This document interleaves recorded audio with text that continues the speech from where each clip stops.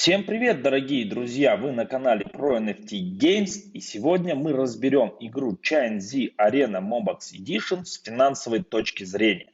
Смотрите видео до конца, и вы узнаете, сколько нужно вложить в игру денег, и самое главное, сколько и когда можно заработать. Итак, поехали!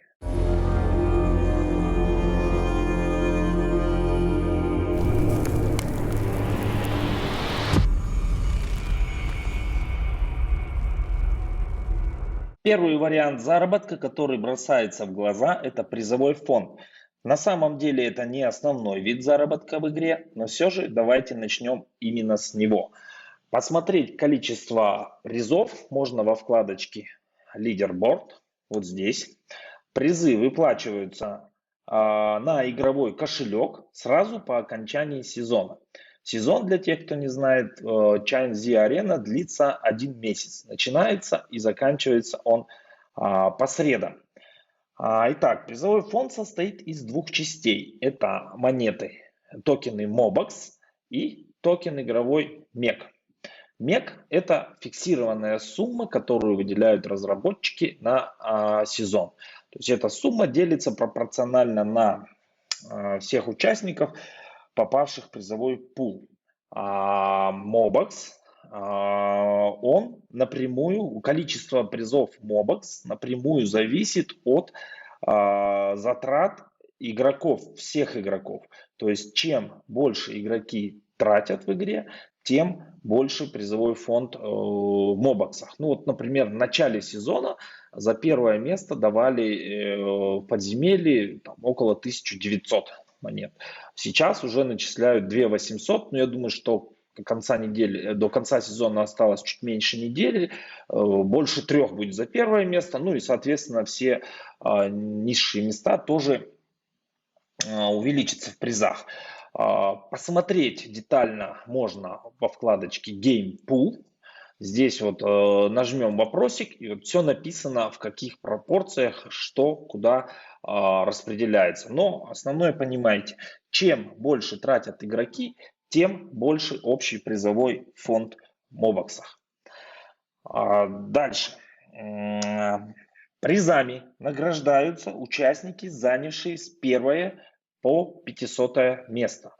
Призовой фонд состоит из 3 частей. Первое – это подземелье, второе – это арена, и третье – это Royal арена или групповая арена.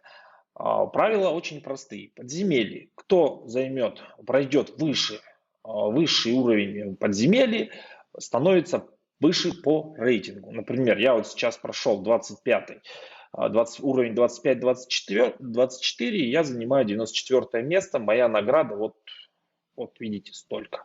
Арена, все просто, участвуйте на арене, побеждаете, получаете очки, проигрываете, у вас отнимают очки. Чем больше вы в конце наберете очков, тем выше ваше место. Вот на своем примере скажу, сейчас я нахожусь на 53 месте, 3083 очка у меня, 60 монет Mobox, 960 токенов MEG. Это моя награда. И Royal Arena это то же самое, что обычная арена, только вам нужна команда из 3 отрядов. Победителем здесь считается тот, кто из 3 отрядов выиграл, из 3 боев выиграл 2 боя. Давайте быстро вам покажу, как это все работает. Вот арена, обычная арена, создаем команду на защиту из 6 героев, на нападение из 6 героев и на защиту из 6 героев. Выбираем себе оппонента, бьемся, выиграли, получили очки, проиграли, отняли. Групповая арена то же самое, только 3 команды. С 3 команд нам нужно выиграть противника 2 раза. И подземелье это вот здесь, вот она карта, вот мой уровень 25-22, жмем челлендж. Вот нам показывают, какие боссы здесь. Выбираем также команду из 6 героев. Бьемся, выигрываем, проходим на уровень дальше. Ну вот по призовому фонду все, двигаемся дальше. Второй источник получения монет – это очки приключений. Количество очков приключений – это верхний предел токенов Mobox и MEG, который можно добыть в шахте. посмотреть ваше количество очков приключений можно здесь. Вот эта вкладочка – это сезонные очки приключений. И вот эта вот шкала – это накапливаемые очки приключений.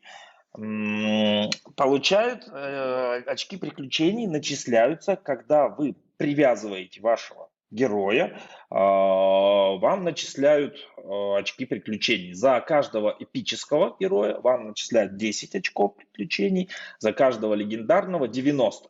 Ну, или же, если вы хотите испытать удачу, можно попробовать поиграть. Там за каждого эпического можно крутить рулетку небольшую, вам начислят от 5 до 45 сезонных очков. И за каждого легендарного, то есть если вы не хотите получать фиксированно, например, 90, а хотите поиграть рулетку, вам могут случайным образом начислить от 45 до 350 очков приключений. Ну, скажу из практики, я в прошлом сезоне пробовал экспериментировать на эпических героев, крутил рулетку на них, где-то прокрутил 30 героев, ну, то на то и вышло. Где-то мне там давали максимум, что-то там по 40 очков давали, по 30, по 25, и по 5 давали, по 8, по 9 много. Ну, вот я посчитал на 30 героев, примерно то на то и вышло. Ну, хотя я знаю многие ребята, которые там с 2-3 раз получали 250-300 очков сразу. Но как бы это мы в расчет не берем, расчет окупаемости, эту рулетку мы не берем, рулетку мы не играем. Поэтому берем стандартный эпический герой 10 очков, легендарный 90. Это сезонные. Накапливаемые очки начисляются плюс 150% к сезонным. То есть, если вам, например, за эпического дали 10 очков сезонных, то за накапливаемых это будет 10 умножаем на 150%, это будет 15 очков накапливаемых. Ну и вот у меня можете посмотреть 1274 сезонных очков и 1911 очков это накапливаемых. Как, собственно, на них зарабатывать? После того, как вы получили эти очки, если у вас включен вот этот вот, как она, кирка, да, кирка, ее, кстати, надо покупать, она стоит вот на 16 часов, что-то там 3,96, по-моему, монеты, вы ее покупаете, она 16 часов вам фармит вот это вот все добро. Ну, это я в прошлом видео рассказывал, да, и чем дальше вы находитесь по подземелью, тем выше ваша скорость вот конкретно добычи токенов Mobax или же MEG. Рассказываю подробно. Например, у вас 90 очков. Вы привязали легендарного героя, и у вас 90 очков вам дали сезон. То есть вот у вас здесь сразу появится 90, и будет пустая шкала. И потихонечку вы будете добывать монет Inbox до тех пор, пока вы не добудете ровно 90 монет. После того, как вы добудете 90 монет, у вас эта шкала будет полная, вам начнется добываться токен MEG. Соответственно, если вы привязали легендарного за 90, вам дали 90 сезонных очков, умножаем на 150%, дадут вам 135 накапливаемых очков. И, соответственно, к 90 молбоксам, которые вы фармите в первую очередь, вам еще дадут 45 меков. Вы добудете 45 меков. Итого, подведем итог. За каждого легендарного героя вы получите 90 мобоксов сразу в этом сезоне, текущем сезоне, в котором вы его привязали, и 45 монет мек тоже в этом сезоне. В следующем сезоне за этого же героя вы уже получите только 135 монет мек. То есть вам дадут мек. В следующий сезон уже мобоксов не будут начислять, только мек. После того, как ваш герой, я уже об этом тоже говорил, после того, как вы его привяжете, продать на рынке вы его уже не сможете. Привязываться к герою очень просто. Можно либо его, когда вы поднимете уровень, либо когда его заявите на арену, или вот здесь вот есть кнопочка оптом. Можно привязать. Вот у меня сейчас доступных привязки нет, но если у вас будет какой-то доступный к привязке героя, но у вас здесь появится, нажмете, выберите, или вам получите фиксированно свои 10, либо 90, либо вот сюда нажмете и получите рандомно, как я уже говорил выше. Третий вариант заработка в игре Чанзи Mobox Edition — это крафт снаряжения, добыча артефактов и продажа их на рынке.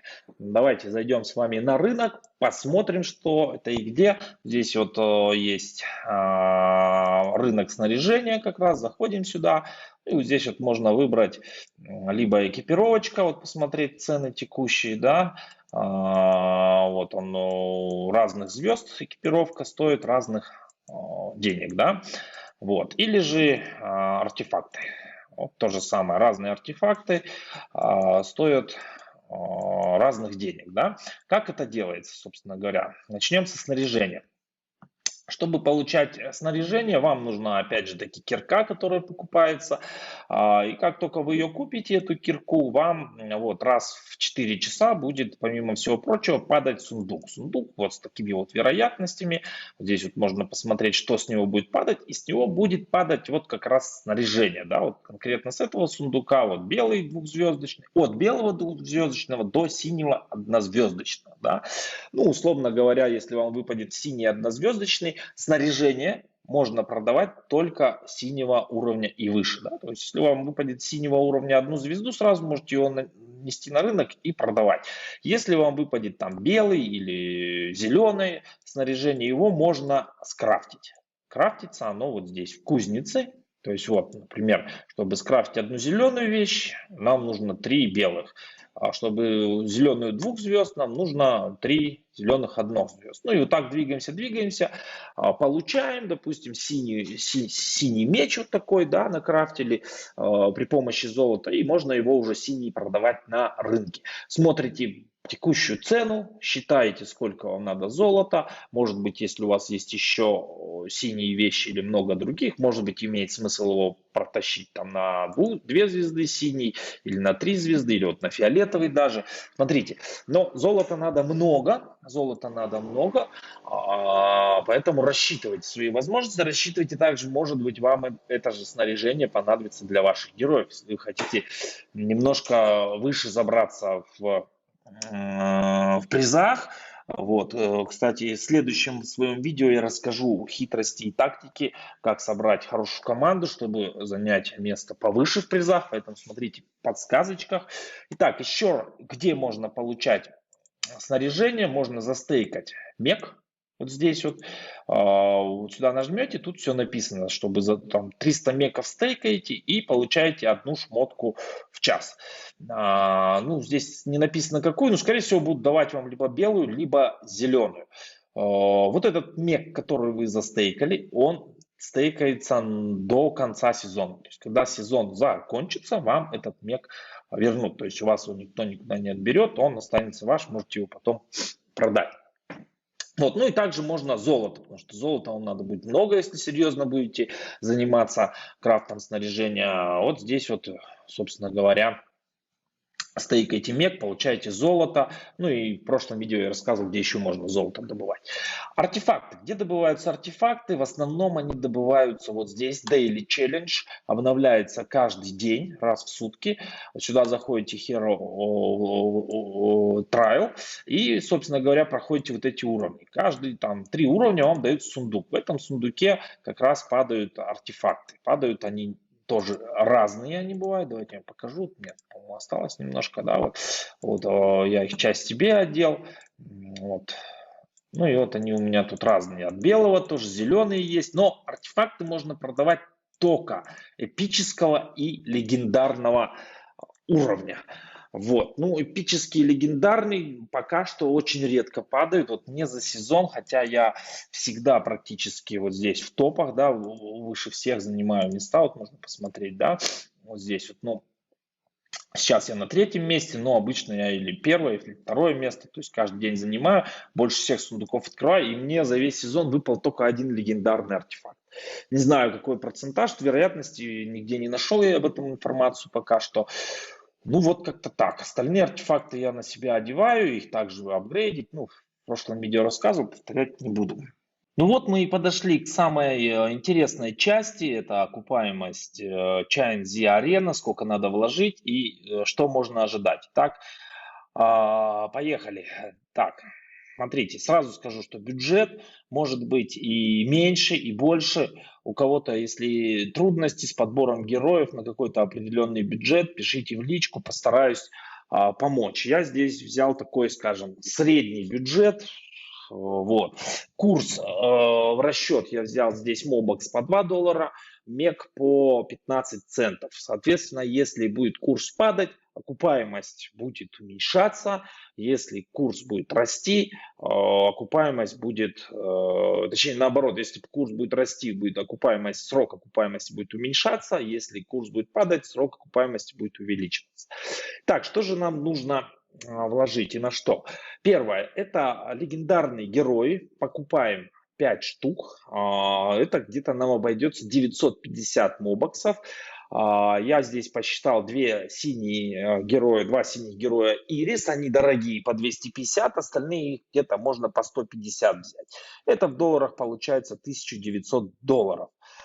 Дальше нам нужно эпические героев 12 штук купить, где-то по 15 мобоксов, это где-то 180 мобоксов, $360.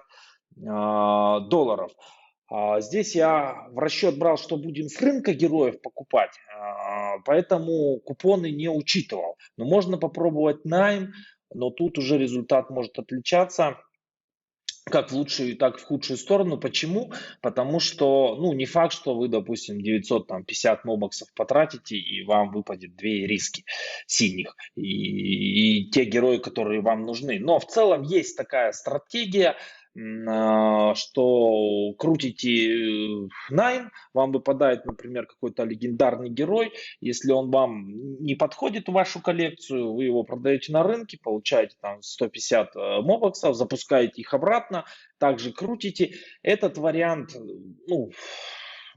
если верите в свою удачу, можно и так пробовать. Он как бы немного может быть дешевле выйти, потому что там дают 15% в виде купонов на следующий сезон, когда вы найм делаете. А если вы покупаете с рынка, вам купоны не дадут. Но здесь риск все-таки, проценты, вероятности, может вообще вы 950 потратите, и вам всего 2 выпадет легендарных героя. А может быть 950 потратите, вам 9 выпадет. В общем, я вот эту рулетку здесь в расчет не брал, взял вот конкретно голые цифры. Покупаем с рынка, покупаем то, что нам нужно. Потом по героям следующее видео сделаю отдельный обзор. Смотрите его, какие герои, для чего и так далее. Здесь чисто голые цифры. Дальше, что нам нужно? Нам нужна будет кирка. Это чтобы нам добывались ресурсы, чтобы мы могли эти сезонные очки минтить и так далее. Значит, 30 дней, где-то по 2 мобокса в день. Я считал статистику где-то на 60 сундуков. Прям записывал, сколько тратил, сколько выходил. В среднем я посчитал, что 2 мобокса в день этот кирка обходится, потому что там она стоит немножко дороже, там часть возвращается и так далее. Вот так. Умножаем на 0,85, это, собственно, вот с кирки нам будет 15% купонов на следующий сезон выпадать, поэтому я считаю, что вот просто на 0,85 умножаем. Получается 51 мобокс или $102. Дальше вступаем в гильдию, там тратим по одному мобоксу в день, это обязательно нам надо делать, хорошая штука. Получается $51. Дальше улучшаем звездность наших героев. Легендарных у нас будет всего 2 героя. То есть мы покупаем их 5 штук, и 3 уходят у нас на улучшение. Точнее, один у нас будет не улучшенный, это красная ириска, скорее всего, синюю ириску, и там еще одного бойца улучшаем до 3 звезд, это нам обойдется в 1800 мехов или $270. Эпических героев тоже у нас 2 идет под улучшение, один останется обычный, с 5 звездами. Вот, 2 героев поднимаем еще на 4 звезды, то есть до 9. Это нам обойдется 400 мехов или $60. Итого нам надо вложить вот при этой схеме $2743 на сезон по текущему курсу. Дополнительно что мы делаем? Мы стейкаем мех, дух, золото и дух 3 уровня. Это 1000 мех, не 1002. Прошу прощения, вот здесь неправильно написал. Сейчас я попробую исправить. Не нравится. Не правится. Ладно, вот здесь вот 2000 мег, прошу прощения, ошибочка у меня здесь, да, по 1000 на дух и 1000 на мех. Но я их не учитываю, потому что в конце сезона эти ваши 2000 мех, они к вам вернутся. Дальше. Что мы получим сразу в этом сезоне, в текущем сезоне, да? Призовой фонд. Ну, считаю, что с такой командой 120 место во всех категориях можно занять вот прям легко. Я думаю, что можно и 100 занять, может быть, даже где-то на арене там 90 попадется, попасть получится. Вот, ну, считаю так, средненько, 120 место, да, берем, это вот по всем подземка, арена, получается по текущему курсу $328. Дальше, очки приключений сезонных мы сразу получаем 570 мобоксов. В этом сезоне это $1140, то есть отобьется, ну, буквально там с начала сезона сразу все купите, где-то за неделю уже отминтите все, вернете 570 мобоксов. И накапливаемые получим тоже в этом сезоне 285 мехов, это $42. Итого на очках приключений $1182 в текущем сезоне мы вернем. Итого получается, что в текущем сезоне мы возвращаем $1510. Вот. Дальше, в каждом последующем сезоне, ну, также посчитаем, что те же самые призы берем, там ничего не улучшаем, ничего не добавляем по деньгам, теми же героями играем, где-то $328 получаем. А дальше, во втором сезоне, в следующем, нам уже мобокс не дадут, на очки приключений дадут нам только мег, 855 меков нам дадут, это $128 по текущему курсу. Итого, вывод. Значит, за первый сезон у нас будет $1233 убытка. Вот. И 3 следующих сезона мы получаем по $456, то есть отбиваем этот убыток с небольшим профитом. И дальше уже получается, что там, с 5 месяца получаем по $456 в месяц, что составляет примерно 16% от вложенной суммы ежемесячно. Друзья мои, 16% это много или мало? 5 месяцев это много или мало? Решать, конечно, каждому из вас. Еще раз напоминаю, что это ни в коем случае не является какой-то там финансовой рекомендацией или каким-то призывом к действию. Я просто вывел эти цифры, исходя из своего опыта, и вот показал вам. Рассчитывайте свои риски самостоятельно, учитывайте, что да, монета может как и упасть, может как и увеличиться. Разработчики могут внести какие-то нововведения, дополнения в игру. Ну, лично я все-таки надеюсь, что будут, если что-то вносить, то на увеличение дохода, а не на уменьшение. Но поэтому тут каждый сам принимает решение. Я вот показал, рассчитал. Если у кого-то вопросы, у кого-то больше бюджет или у кого-то меньше бюджет, пожалуйста, пишите. Я как бы открыт в доступе. Пишите в комментариях или там в личку стучитесь. Всегда буду рад помочь, ответить на ваши вопросы. На этом все. Всем пока. Всем профита.